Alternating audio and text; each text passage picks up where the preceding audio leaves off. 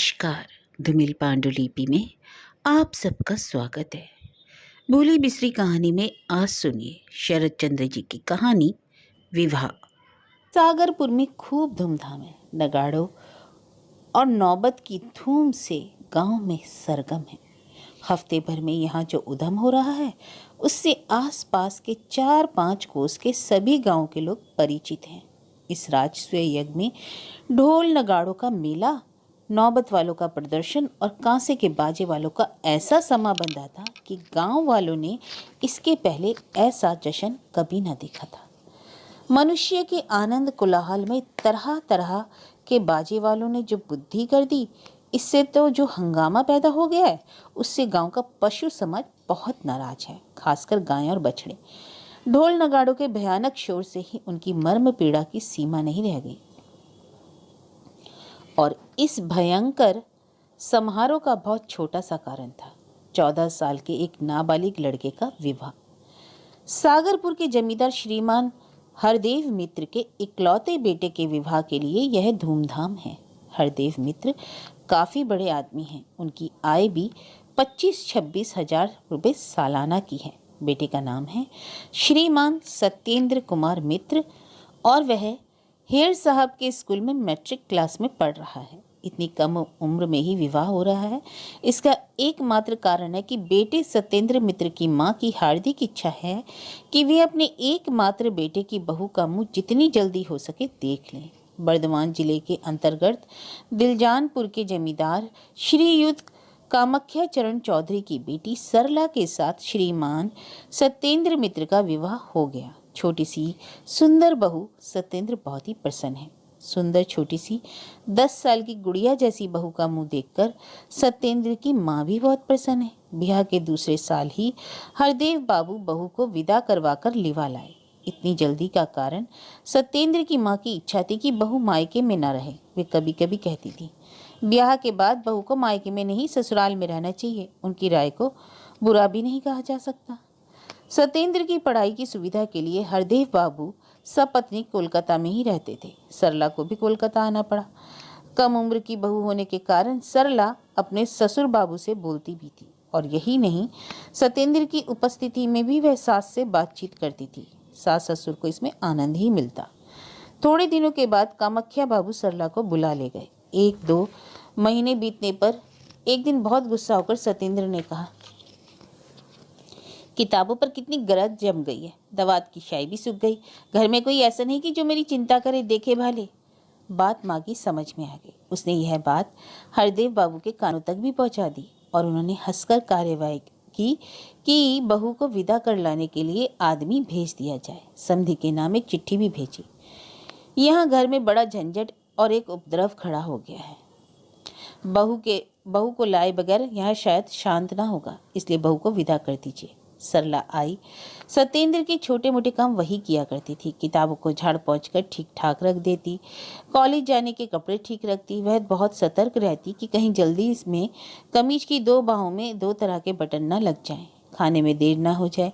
College की घंटी बजने ही वाली है, जल्दी में किसी पाँव के जूते ना बदल जाएं। गंदी कमीज को चादर से ढककर न जाना पड़े। इन सब बातों की फिक्र सरला ही करती। सरला के ना रहने पर यह सब गड़बड़ियां हो ही जाती थी। अतः सरला ही यह सब अपने ऊपर लाती रहती, क्योंकि किसी और के किए काम सत्येंद्र को भाते नहीं थे। सुशीला सरला की बड़ी बहन है। उसके बच्चे का अन्नप्राशन है, इसलिए कामाख्या बाबू अपने नाती के अन्नप्राशन के उत्सव के लिए सरला को विदा कराने कोलकाता आए।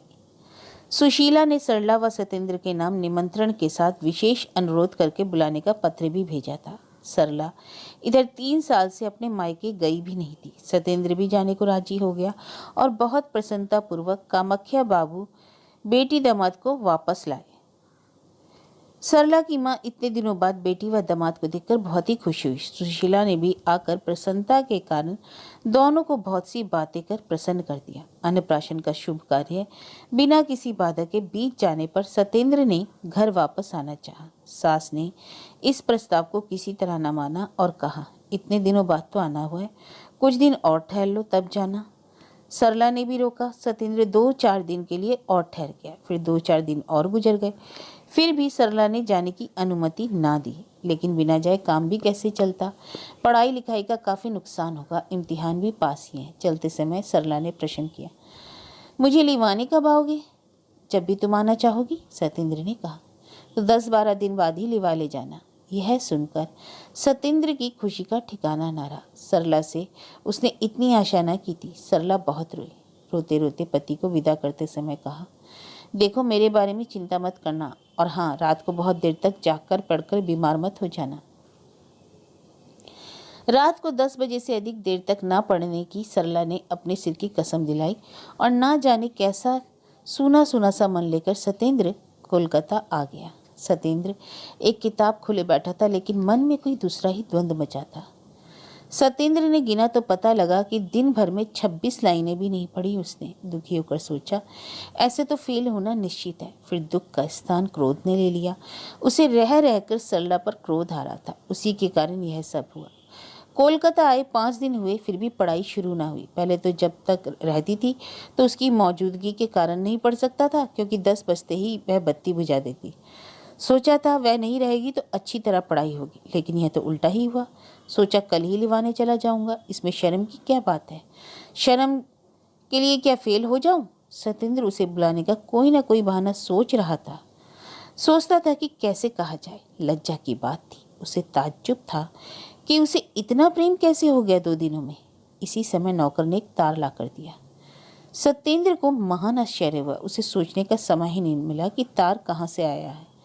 जल्दी से लिफाफा खोला और पढ़ते ही हृदय कांप गया। उसका सिर एकाएक चक्कर खाने लगा। सरला बीमार है। उसी दिन हरदेव बाबू सतेंद्र के साथ दिलनाजपुर के लिए रवाना हो गए। कामाख्या बाबू मकान के बाहर ही मिले।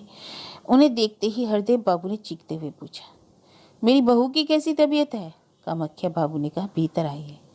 हरदेव बाबू ने भीतर जाकर देखा। एक दिन में ही सरला की यह दशा की देखकर पहचाना ही नहीं जाता। उसे विसूची का रोग हो गया था। आंखें जैसे गड्ढे में धंस गई थी। कमल की तरह खिले रहने वाले चेहरे पर स्याही पुत गई हो। अनुभवी हरदेव बाबू को समझते देर न लगी कि हालत अच्छी नहीं है। दुखी होकर आंखें पोंछते हुए पुकारा, बेटी सरला। सरला ने आंखें खोल दी। अभी उसे पूरी तरह चेतना थी। कैसा जी है रे बच्ची? सरला ने कहा, अच्छी हूँ। दोनों ही एक दूसरे की बात समझ गए, जैसे उनमें आपसी समझौता हो।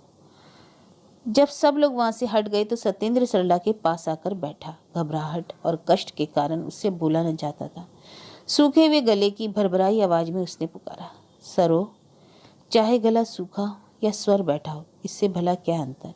आखिर है तो वही चिर परिचित आवाज, वही प्यार की पुकार, सरो।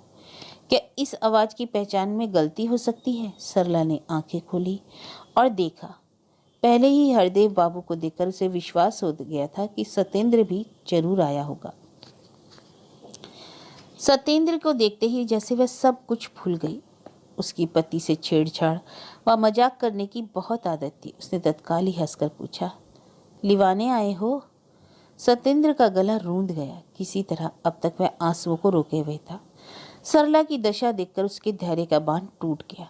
सतेंद्र जानता था कि इस समय रोना नहीं चाहिए, लेकिन बेचारी आंखों को इतना ज्ञान कहा। धीरे धीरे एक के बाद एक बूंद बूंद आंसू टपकने लगे। वे आज सरला के अंगों में समा जाना चाहते थे। उन्हें क्या पहले ऐसा योग मिला है?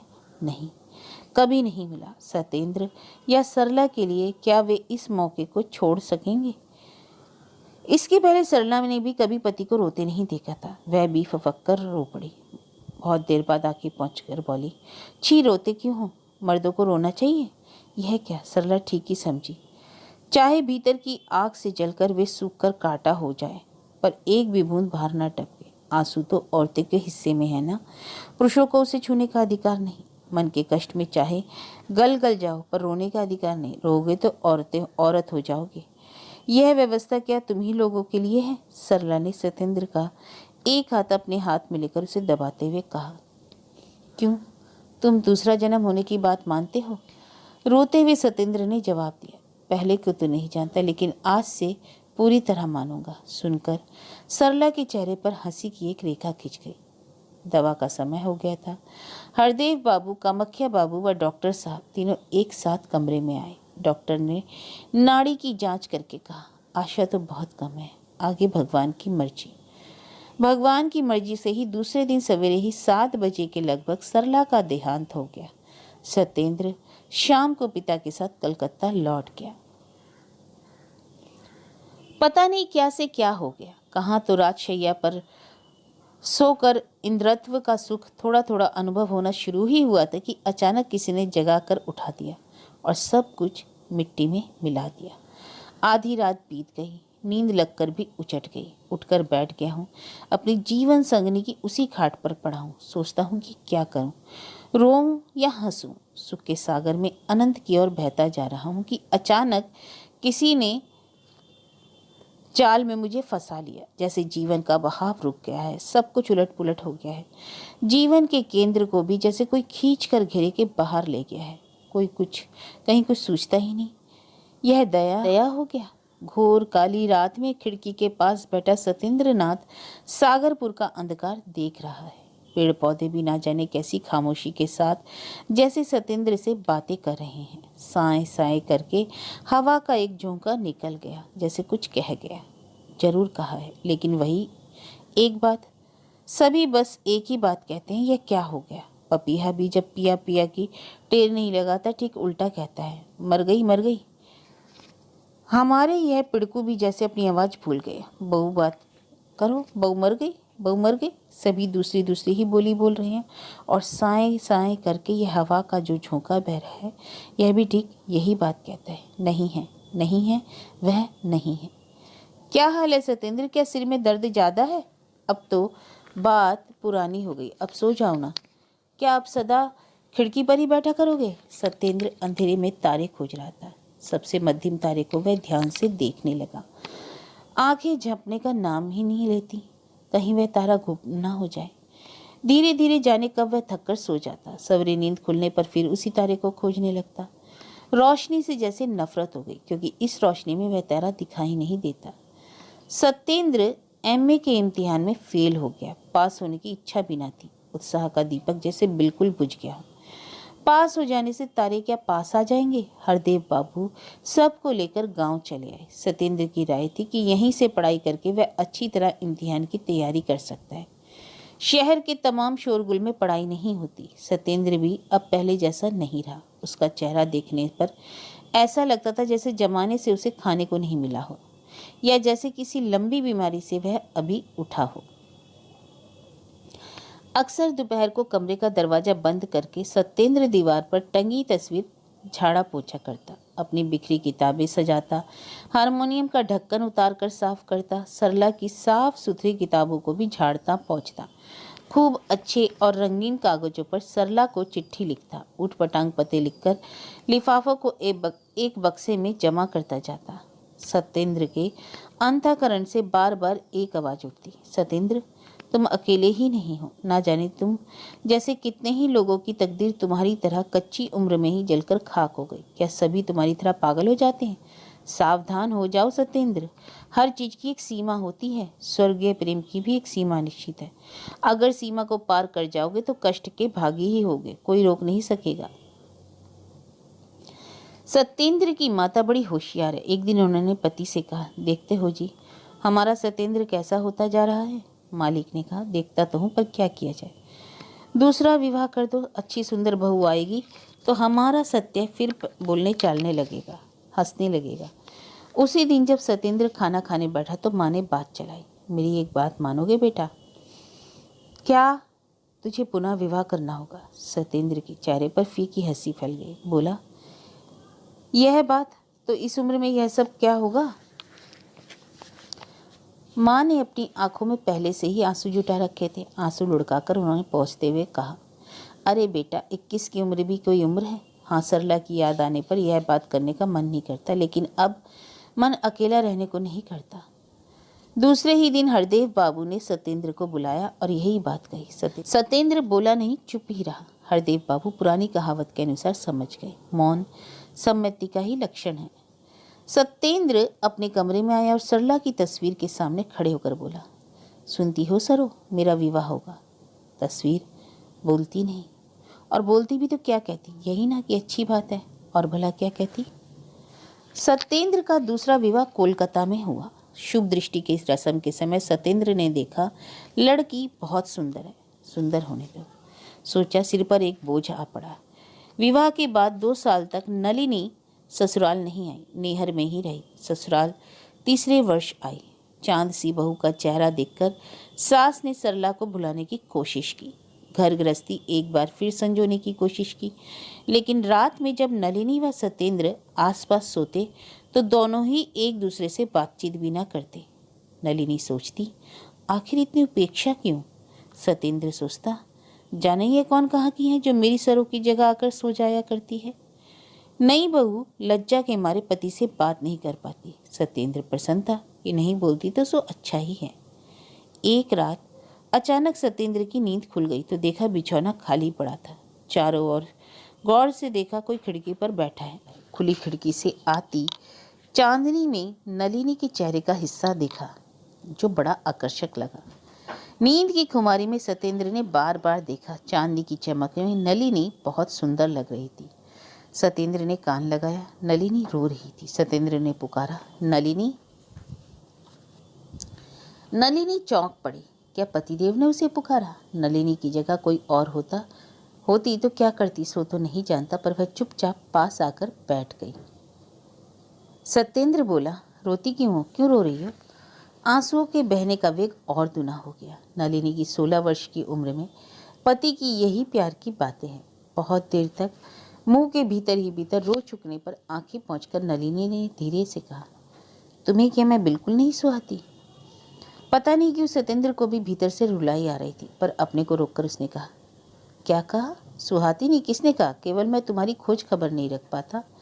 नलिनी चुपचाप सुनती रही। बहुत देर नीरव रहने के बाद सत्येंद्र ने फिर कहा, सोचा था कि यह बात किसी से ना कहूँगा, क्योंकि कहने की कोई लाभ भी नहीं, पर तुमसे छिपाऊंगा भी नहीं। सभी बातें साफ साफ कह दूंगा तो तुम मेरी हालत को समझ सकोगी। मैं क्या करूं? मैं अभी भी सरला को, अपनी पहली स्त्री को भूल नहीं सका हूं। भूल सकूंगा इसका भरोसा भी नहीं। ना तो इच्छा है, ना लगता है कि कभी भी भूल सकूंगा।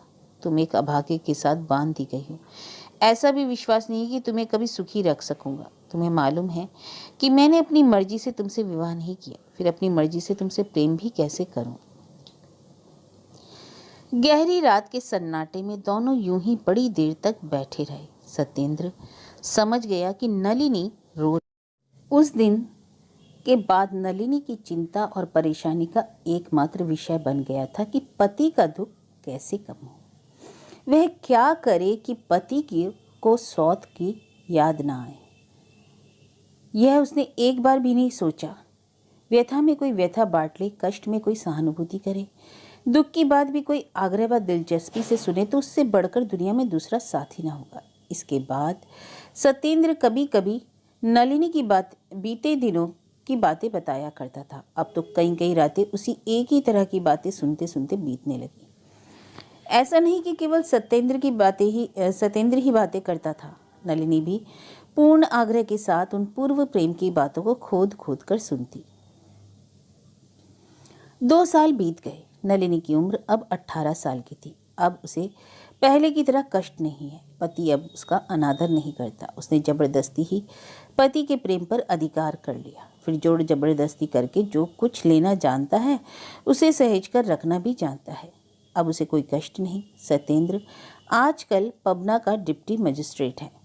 पत्नी की कोशिशों से और पत्नी की सेवा से, एकाग्रचित्त के प्रेम से वह बिल्कुल बदल गया है। कचहरी के काम के बाद वह नलिनी के साथ बैठकर गपशप करता है। कभी कभी गाना बजाना और हंसी मजाक भी होता है। सब मिलाकर सत्येंद्र अब बहुत कुछ आदमी बन गया है। मनुष्य जो चीज़ प्राप्त नहीं कर पाता वही उसके लिए महान प्रिय सामग्री बन जाती है। मनुष्य का ऐसा ही स्वभाव है। अगर वह अशांति में है तो शांति खोजता है, और अगर वह शांति में रहता है तो जाने की बरबसी अशांति को अपने पास घसीट लाता है। यही मनुष्य का स्वभाव है, और सत्येंद्र भी आखिर मनुष्य ही है। इतने प्यार, इतनी कोशिशें, इतनी शांति के जीवन के बीच भी कभी कभी अशांति की बिजली कौंध ही जाती है। एक क्षण के लिए बिजली जो हलचल पैदा कर देती है, उसे संभालने में नलिनी को काफी मेहनत करनी पड़ती है। कभी कभी तो हारने लगती है, जैसे अब उससे संभाले न संभलेगा, इतनी मेहनत शायद बेकार हो जाएगी। नलिनी से चींटी बराबर भी कभी गलती हो जाती तो सत्येंद्र सोचता था कि सरला होती तो शायद ऐसा ना होता या नहीं सो तो ईश्वर जाने, और शायद ना होता तो या हो सकता है इससे चौगुना भी हो जाता। लेकिन इससे क्या होता है, मछली जो भाग गई है। सत्येंद्र अभी भी सरला को नहीं भूल सका है। किसी दिन कचहरी में आते ही अगर नलिनी उसे दिखाई ना पड़ती तो वह फौरन सोचता, कहाँ है वह। नलिनी बड़ी होशियार है, वह सदा पति के पास ही रहती है, क्योंकि उसे मालूम है कि उसका पति अभी उसकी सौत को नहीं भूल सका है। एक बारगी भूल भी जाए ऐसी भी इच्छा नलिनी की नहीं है, लेकिन बेकार की याद कर करके मन के दुख को संजोना भी तो ठीक नहीं। इसलिए वह ज़्यादातर उनके पास ही रहने की कोशिश करती है। सरला को चाहे ना भूले हों, पर अब उसका अनादर नहीं करते हैं, यही क्या कम है। नलिनी के लिए यही बहुत है। गोपीकांत राय पबना के ही एक प्रतिष्ठित वकील हैं। उनका भी एक मकान कलकत्ते में है, नलिनी के घर के पास ही। कोई पुराना रिश्ता है, इसलिए नलिनी उन्हें काका कहकर पुकारती है और उनकी धर्म पत्नी को काकी। यह काकी कभी कभी उसके यहाँ आती थी। गोपी बाबू भी कभी कभी समय निकाल कर आते। गांव के नाते के अपने इस चचिया ससुर को सत्येंद्र पूरा आदर देते। दोनों घरों में थोड़ी दूरी रहने पर भी आपस में काफ़ी हेलमेल बना था। कभी कभी नलिनी भी काका के घर घूमने जाती। एक तो काका का घर, दूसरे उनकी लड़की हेमा से गहरी मित्रता, बचपन की सहेली ठहरी। कोई किसी को कैसे छोड़े। उस दिन 12 बजे थे। सत्येंद्र कचहरी गया था, कोई काम ना था, इसलिए नलिनी चित्र बनाने बैठी। तभी एक गाड़ी गड़गड़ाती हुई आकर डिप्टी साहब के दरवाजे पर रुकी। कौन आया? हेमा ही होगी, सोचने की जरूरत नहीं थी। बड़े शोर शराबे के साथ हेमा आ पहुंची। आते ही हेमा ने एकाएक नलिनी के बाल पकड़ लिए और बोली, अरे भाई, अब ज़्यादा लिखने पढ़ने की जरूरत नहीं, उठो उठो, हमारे घर चलो, कल भैया की बहू आई है ना। नलिनी ने पूछा, बहू आई है तो साथ क्यों नहीं लेती आई? हेमा, अरे वह कैसे आ सकती है, वह तो नई है, एकाएक तेरे यहाँ कैसे आ जाए? तो मैं क्यों जाऊँ? नलिनी ने कहा। हेमा ने हंसकर कहा, अरे तू तो सिर के बल जाएगी, देखती हूँ कैसे नहीं चलती, अभी घसीटे ले चलती हूँ। फिर जब बाल पकड़कर खींचा जाए तो ले जाया जाए तो नलिनी ही क्या, सभी चले जाएंगे। बहरहाल नलिनी को भी जाना पड़ा। जाने में नलिनी को खास आपत्ति थी, क्योंकि एक बार हेमा के यहाँ जाने पर लौटने में बड़ी देर हो जाती है। कई बार तो ऐसा भी हो गया था कि हेमा के यहाँ नलिनी गई और लौटी तब जब सत्येंद्र कचहरी से वापस आ चुके थे। ऐसी स्थिति में जब नलिनी घर न रहती तो सत्येंद्र को बड़ी दिक्कत व परेशानी होती। यूँ परेशानी को वे ध्यान में लाई या नहीं, पर नलिनी को बड़ी लज्जा व कलेश होता, क्योंकि नलिनी को मालूम था कि कचहरी से आकर उसके हाथों द्वारा पंखे की हवा खाए बिना पति की गर्मी शांत नहीं होती।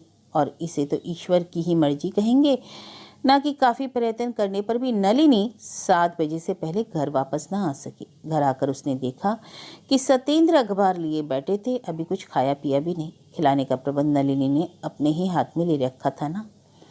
पास पहुंचने पर सत्येंद्र हंस पड़ा। नलिनी को उसका यह हंसना अच्छा न लगा, पर मन ही मन वह भीतर से कांप गई। आसन बिछाया और नलिनी ने पति को जलपान कराने की कोशिश की, लेकिन सत्येंद्र ने कुछ छुआ नहीं। उसे बिल्कुल भी भूख ना थी। काफी मनाने पर भी कुछ ना खाया। नलिनी समझ गई कि पति क्यों इस प्रकार रूठे हैं। आज हेमा की विदाई थी, ससुराल जाएगी। उसके पति उपेंद्र बाबू लिवाने लाए हैं।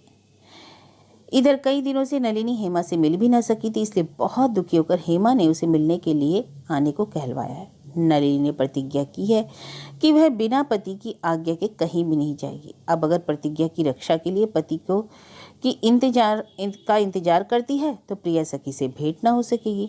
नलिनी बड़े झंझट में फंस गई। हेमा 3 बजे की गाड़ी से ही चली जाएगी, फिर पति तो इसके बाद ही आएंगे। आज्ञा कैसे ली जाए? बहुत मानसिक वाद विवाद के बाद नलिनी ने जाने का ही निश्चय किया। जाते समय दासी से कहा, ठीक 3 बजे राय बाबू के यहाँ गाड़ी भिजवा दे। नौकरानी ने समय से गाड़ी बेची भी, लेकिन हेमा 3 बजे की गाड़ी से नहीं गई और इसलिए उसने नलिनी को भी किसी तरह नहीं जाने दिया। बहुत जिद करने पर भी हेमा ने उसे नहीं छोड़ा। हेमा बहुत दिनों के लिए ससुराल जा रही थी और अब ना जाने कब भेंट हो, इसलिए अपनी प्यारी सहेली को इतनी आसानी से कैसे आने देती। नलिनी वहां यह कहने से शर्माती थी कि वह इसलिए जल्दी जाना चाहती है कि देर होने से पति नाखुश होंगे, और फिर ऐसी बात सहज ही कोई कैसे कहे। इतनी हीनता खुद कैसे स्वीकार की जाए, और इस उम्र में तो और भी असंभव है। अंत में विवश होकर यह बात भी हेमा से उसने कही, पर हेमा इस पर विश्वास कैसे करती। उसने परिहास किया, मुझे बेवकूफ़ ना बना, नाराजी वराजी की बात सब समझती हूँ, उपेंद्र बाबू भी तो नाराज होना जानते हैं। उसकी बात तो हेमा ने हंसकर उड़ा दी, पर नलिनी की को बहुत तकलीफ हुई। वह कैसे कहती कि सबके पति एक ही ढांचे में नहीं बने रहते, क्या सभी उपेंद्र बाबू की तरह होते हैं। नलिनी जब घर वापस आई तब रात के 10 बज चुके थे। इतनी रात बाद जब आकर उसने पता लगाया तो जाना कि सतेंद्र बाबू बाहर ही सो गए हैं। मातांगिनी उर्फ मातू नलिनी के नैहर की नौकरानी है। वह नलिनी के साथ आई है, पुरानी नौकरानी है। वह नलिनी से बहुत स्नेह रखती है। इसी स्नेहवश उसने आज नाराज होकर नलिनी को 10-20 बातें सुना भी थी। घर भर में केवल उसी को यह बात मालूम थी। सतेंद्र बाबू ने बहुत गुस्सा होकर ही बाहर के कमरे में बिस्तर लगाने को कहा था। गहरी रात में जब अपने बिस्तर पर सतेंद्र आंखें मूंदे अपनी पूर्व स्मृतियों को याद करने का प्रयत्न कर रहा था और मन ही मन विचार कर रहा था कि इतने दिनों से भूला हुआ कमल की तरह खिला सरला का चेहरा और नलिनी का चेहरा कुछ मिलता है या नहीं, और जबकि उसके मन में सरला के प्रेम के सामने नलिनी का प्रेम सागर के सामने पोखर का जल मात्र था। तभी बहुत धीरे से कमरे का दरवाजा खोलकर नलिनी कमरे में आई। सतेंद्र ने आंखें खोलकर देखा कि नलिनी ही थी। आकर नलिनी सतेंद्र के पैताने पर बैठ गई। सतेंद्र ने आंखें बंद कर ली। तभी इसी तरह सन्नाटे में काफी समय बीत गया। तब सतेंद्र नाराज हुआ। करवट बदलकर पुरुष के मान के अनुरूप स्वर में पूछा, तुम यहाँ कैसे? नलिनी रोने लगी। कुछ जवाब ना था। अपराधी को रोते देखकर डिप्टी साहब का गुस्सा और बढ़ गया, इसलिए तेज स्वर में बोले, बहुत रात हो गई, जाओ भीतर जाकर सो जाओ। नलिनी रोती ही रही और आंसू पोंछकर धीरे से बोली, तुम भी चलो ना वहीं सोने। सतेंद्र ने सिर हिलाकर कहा, मुझे बहुत तेज नींद आ रही है, अब नहीं उठ सकता। रोने से सतेंद्र का गुस्सा बढ़ता है, नलिनी जानती है, इसलिए उसने आंसू पोंछ डाले। पति के सामने अब कभी न रोएगी। धीरे से पति के पाँव पर हाथ रखकर कहा, सिर्फ इस बार मुझे क्षमा कर दो, तो यहाँ तुम्हें सोने से तकलीफ होगी, भीतर चले चलो। लेकिन सतेंद्र ने जैसे प्रतिज्ञा कर ली थी कि अब वह भीतर नहीं जाएगा। उसने कहा, इतनी रात बीते, अब तकलीफ की बात सोचना बेकार है, तुम जाकर सो, मैं भी सो। नलिनी सतेंद्र को खूब अच्छी तरह जानती थी। विवश होकर लौट आई और सारी रात रोते रोते बिता दी। नलिनी ने मन ही मन कहा, अरे हेमांगनी, एक बार अब आकर देखती क्यों नहीं? नाराजी वराजी की बात अच्छी तरह समझती है ना, अब मिटाना इस झगड़े को। दूसरे दिन सतेंद्र घर के भीतर नहीं गया, न नलिनी के ही सामने आया। नलिनी ने एक चिट्ठी मातो के हाथ भिजवाई। सतेंद्र ने उसे बिना पढ़े ही फाड़कर फेंक दिया और मातो को भी डांटा, अब यह सब मत लाया करो, समझी। 4-5 दिन बाद एक दिन अचानक नलिनी के बड़े भाई नरेंद्र बाबू पबना आए। अचानक भैया को आया देखकर नलिनी बहुत ही प्रसन्न हुई, लेकिन अचानक आने से आश्चर्यचकित भी काफ़ी थी। कैसे भैया? नरेंद्र ने हंसकर नलिनी से कहा, घर चलने के लिए इतनी ज़्यादा उतावली क्यों है बहन? उतावली? इस बात का मतलब नलिनी उसी समय समझ गई। उसने हंसकर कहा, तुम लोगों को बहुत दिनों से देखा जो नहीं था। फिर उस दिन पति के चरणों में प्रणाम करके नलिनी अपने भाई के साथ जब गाड़ी में बैठकर चली गई तो उस रात सतेंद्र 1 मिनट को भी ना सो सका। वह रात भर चिंता में डूबा ही रहा। सोचता रहा कि इतना ना करने से भी तो काम चल सकता था। रह रहकर पछता भी रहा था और कई बार उसके मन में आया कि समय है, अभी गाड़ी वापस मंगाई जा सकती है। पर हाय रे पुरुष का अभिमान। उसी के कारण नलिनी को जाना भी पड़ा और वह वापस भी ना आ सकी। जाते समय मातु भी नलिनी के साथ ही गई। वह अकेली ही इस अचानक विदाई का कारण व अर्थ भी जानती थी। नलिनी ने मातु को खास तौर पर मना कर दिया कि वह घर में किसी से भी इस बात का कतई जिक्र न करेगी। नलिनी समझती थी कि अगर किसी तरह भी यह बात खुल गई तो उसके पति की ही बदनामी होगी। वे अच्छे हों या बुरे, कोई उसके पति की आलोचना और बुराई क्यों करेगा। नेहर पहुंचकर नलिनी ने माँ व पिता को प्रणाम किया, छोटे भाई को गोद में उठाकर प्यार किया, सब कुछ किया पर हंस ना सकी। माँ ने कहा, प्यारी बिटिया नलिनी, एक ही दिन की गाड़ी की यात्रा की थकान से सूख गई, लेकिन वह मुरझाया सूखा मुंह फिर प्रसन्न और हरा ना हो सका। संसार में अक्सर ऐसा ही देखा गया है कि किसी मामूली सी बात के कारण ही भयानक बुराई पैदा हो जाती है। शूर्पणखा के मामूली से चित्त चंचलता के कारण सोने की लंका भस्म हो गई। एक बहुत ही मामूली सी रूप लालसा ही तो ट्रॉय के नाश का कारण बनी। राजा हरिश्चंद्र भी तो एक बहुत मामूली ही कारण से विपत्ति में फंसे थे। उदाहरण संसार में ऐसे भरे पड़े हैं। यहाँ भी एक साधारण से अभिमान के कारण ही यह भयानक विपत्ति उपस्थित हो गई। बेचारे सत्येंद्र नाथ को ही क्यों दोष दिया जाए। नलिनी ने भी तो कभी भी अभिमान नहीं किया। पति के दुख सुख का ख्याल करके वह सदा तब सहती रही, लेकिन अब उससे सहा न गया। उसने सोचा, अगर इस बहुत छोटे से कारण के लिए उसे पति ने त्याग दिया है तो वह मर ही क्यों नहीं जाती। अभिमान की ज्वाला से नलिनी सूखने लगी। उधर सत्येंद्र का अभिमान भी ठंडा हो गया था। जिसके बिना एक मिनट भी काम नहीं चलता, उसके लिए यह झूठा अभिमान भी भला कितने दिन चलता। अभिमान महान दुख का कारण बन गया। सत्येंद्र रोज बाट जोहता, शायद आज नलिनी की चिट्ठी आ जाए, शायद वह लिख के आकर मुझे लिवा ले चलो। सत्येंद्र सोचता कि इतनी बार चिट्ठी आ जाए तो वह फिर सिर पर बिठाकर लिवा लाऊंगा, फिर भविष्य में किसी प्रकार भी अनुचित व्यवहार न करूंगा। लेकिन भला होने को कौन टाल सका है। जो बदा है वह तो होकर ही रहेगा। तुम और हम तो बहुत शुद्र प्राणी हैं। आज गिनते गिनते 6 महीने बीत गए। अभागिनी नलिनी ने कुछ भी न लिखा, एक भी चिट्ठी नहीं लिखी और सत्येंद्र नाथ का पापी मन टूट गया पर झुका नहीं। 6 महीने किसी तरह कटे, पर अब एक एक दिन सत्येंद्र पर भारी हो रहा था। अब मन की सहन शक्ति घटने लगी तो अभिमान फिर ताजा होने लगता है। सत्येंद्र का अभिमान भी ताजा हो गया, फिर उसमें क्रोध भी जुड़ गया।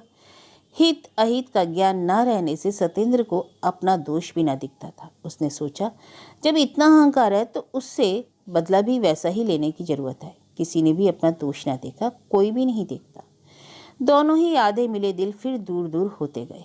यौवन के प्रारंभ में अर्धविकसित लता को किसने खींचकर बढ़ाया था, लेकिन अब सहा भी तो नहीं जाता। अब तो टूटने की स्थिति आ गई। सत्येंद्र नाथ, तुम्हें दोषी नहीं कहा जा सकता और उसे भी दोष नहीं दिया जा सकता। दोनों ने गलती की है, दोष नहीं। गलती दिखाने पर किसे आत्मग्लानि अधिक होती है यह तो भगवान जाने, पर यह ना हम समझते हैं ना तुम ही समझते हो। समझ में नहीं आता कि किस इच्छा, किस आकांक्षा, किस साध की पूर्ति के लिए तुम दोनों ने इतना कर डाला। साध कभी नहीं मिटता, मिटाने की बात भी नहीं, सो भी शायद कोई ठीक से नहीं समझता। इतनी रूपवती, इतनी गुणवती बहू है, फिर भी लड़के को पसंद नहीं आई। गृहिणी के कलेश के दुख का क्या कहना। वह सोच सोचकर एकदम उदास हो रही है। ऐसी चांद सी बहू के आने पर भी घर गृहस्थी न बच सकी। माँ के हजारों प्रयत्न करने पर भी बेटे का मन न बदला, लेकिन अब और उपाय ही क्या है। लड़के को ही बहू अगर पसंद न आए तो क्या करे। लड़के के आदर से ही तो बहू का आदर है, और इसमें किसी का क्या दोष। अगर खुद देखभाल करके पसंद करके कहीं ब्याह कर ले तो क्या मैं उसे रोक सकती हूँ। इसी प्रकार के वाक्यों का उच्चारण करते करते अपने अभ्यास के अनुसार वे वरणमाला सजाने फिर बैठ गई। हरदेव बाबू का देहांत 2 साल पूर्व ही हो चुका है। उनकी याद आते ही आंखों में आंसू भर आए। फिर सरला की याद आई, फिर नलिनी की। आंसुओं की धारा का वेग बढ़ गया। जाने अब कैसी बहू आएगी। सत्येंद्र के पिता होते तो शायद अभागिनी की ऐसी हालत, ऐसे दिन ना देखने पड़ते। सत्येंद्र ब्याह करके आया है, माँ वरण करके दोनों को घर में ले आई। जली आंखों में फिर पानी भराया। उस पानी को सुखाने की कोशिश करते हुए उन्होंने कहा, आंखों में न जाने क्या पड़ गया है, बार बार पानी आने लगता है। गिरीबाला बहुत ही मुंहफट लड़की है, जो चाहती है बोल देती है। नलिनी के साथ उसका बहनापा था, वह कह ही बैठी। इतनी उम्र में 3 बार तो हो चुका, अभी और कितनी बार ना जाने क्या क्या गिरेगा, कौन जानता है। बात गृहिणी ने सुनी और सत्येंद्र के कानों तक चली गई। कल ही तो सुहागरात है।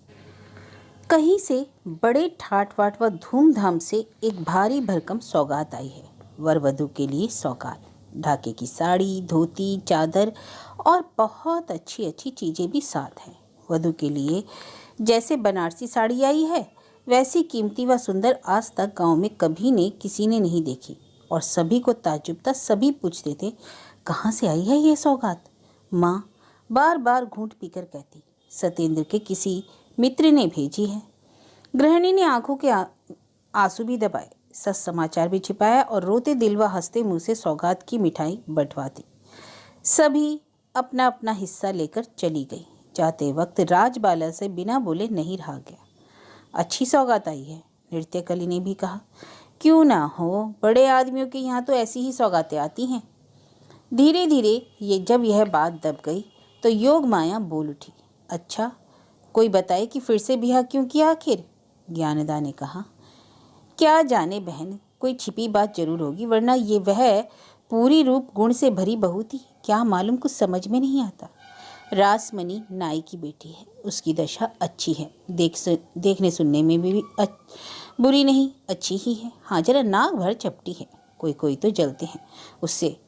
वे तो उसकी आंखों में भी दोष बताते हैं। हाथी की आंखों से भी छोटी छोटी आंखें हैं। खैर जाने दो, इस निंदा से हमें तो कोई मतलब नहीं। रासमणी ने जरा हंसकर कहा। तुम्हारे पास अगर थोड़ी सी बुद्धि होती तो ऐसी बातें कभी ना करती। वह जो हर समय हमेशा ठैक ठैक हंस हंस कर बातें करती थी, तभी हमें उस पर संदेह हो गया था। और उसका स्वभाव और चरित्र तो भाई दोनों अच्छा नहीं था रे, बिल्कुल अच्छा नहीं था। नहीं तो भला इस तरह क्यों कोई निकाल देता, और क्या फिर ये इसे तीसरा ब्याह करते? मुंह से तो किसी ने उसकी बात पर कुछ ना कहा, पर बहुतों की राय उसकी राय से मिल ही गई। और दूसरे ही दिन गांव के हर निवासी ने जान लिया कि रासमणी ने जमींदारी के घर का गूढ़ और छिपा रहस्य जान लिया है। और क्यों ना हो, नाई की बेटी में इतनी बुद्धि ना होगी तो ब्राह्मण या कायस्थ की बेटी में होगी। बात को सबों ने स्वीकार किया। अब गृहिणी की बारी आई। यही बात जब उनके कानों तक पहुंची तो अपने कमरे के किवाड़ बंद करके एक बारगी जमीन पर लोट लोट कर रोने लगी। कौन कहता है कि मेरी नलिनी उल्टा है, वैसी नहीं हो सकती। पता नहीं क्या बात है, सरला के मुकाबले में माँ नलिनी को ही अधिक प्यार व स्नेह करने लगी थी। वे जानती थी कि जीवन भर के लिए नलिनी की तकदीर फूट गई है। माँ ने मन ही मन सोचा, कोशिश करूंगी, सत्येंद्र रखे तो अच्छा, नहीं तो मैं उसे लेकर काशीवास करूंगी। अभागिनी की इस जन्म की सभी साधों पर तो पानी फिर गया। तब फिर चुपचाप उन्होंने दरवाज़ा खोला और मातू को भीतर बुलाकर दरवाज़ा बंद कर लिया। यह मातू ही तो थी जो सौगात लाई थी। दोनों ही ने एक दूसरे को देखकर खूब आंसू बहाए। आंसुओं का काफी विनिमय हुआ।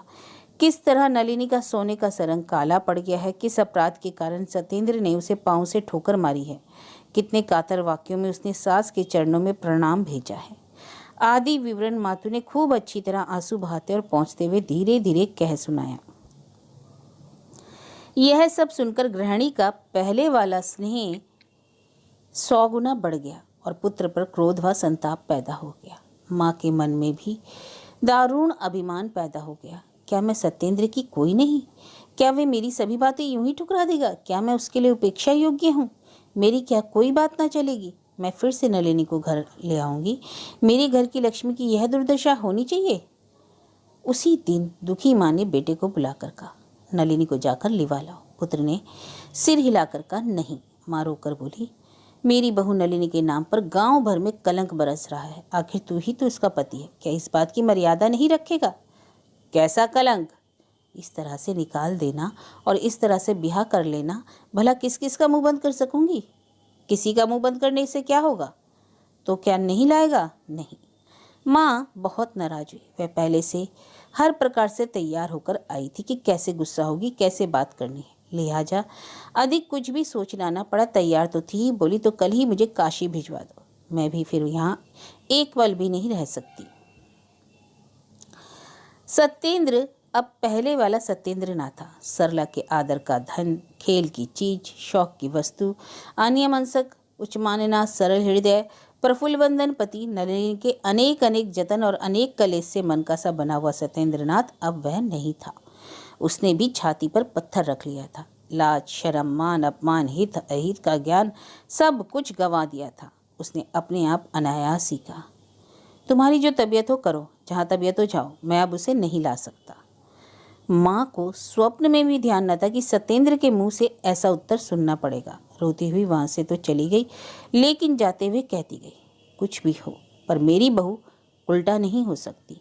यह तुम सब अच्छी तरह समझ लो। गांव वाले जो भी अफवाह उड़ाएं, मैं उनकी बातों पर कान ना दूंगी। और फिर बुआ जी ने सत्येंद्र को बुलाकर कहा, तुम्हारे किसी मित्र ने तुम्हारे लिए सौगात भेजी है, तुमने देखा या नहीं? सत्येंद्र ने सहज ही गर्दन हिला दी। नहीं तो किस मित्र ने? मुझे नहीं मालूम, तो बैठो कपड़े उठा लो। थोड़ी देर के बाद बुआ जी एक गट्ठर कपड़े का ले आई। सब सत्येंद्र को दिखाया।